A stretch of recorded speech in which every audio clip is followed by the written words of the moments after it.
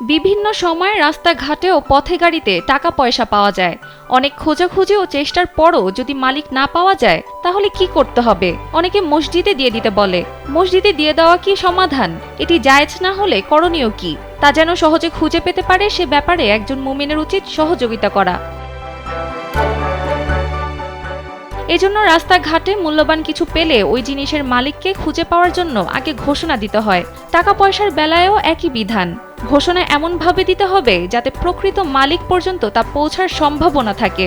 মালিককে সহজে খুঁজে পাওয়ার জন্য কুড়িয়ে পাওয়ার জায়গায় মসজিদ, বাজার, স্টেশন ইত্যাদিতে ঘোষণা দেওয়া যেতে পারে। বর্তমান যুগ যেহেতু সামাজিক যোগাযোগ মাধ্যমের যুগ, এতে কমিউনিটি গ্রুপ থাকে, ওই গ্রুপেও ঘোষণা দিতে হবে।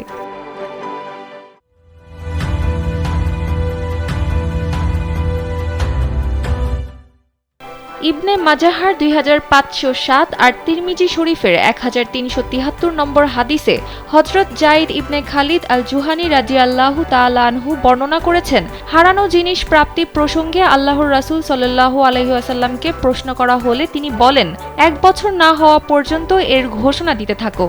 যদি শনাক্তকারী কোনো লোক পাওয়া যায় তাহলে তাকে তা ফেরত দাও। এর ব্যতিক্রম হলে তুমি এর থলে ও থলের বন্ধনী সঠিকভাবে চিনে রাখো এবং এর মধ্যকার জিনিস গণনা করার পর কাজে ব্যবহার করো। তারপর মালিক এসে গেলে তার কাছে এটা ফিরিয়ে দিও।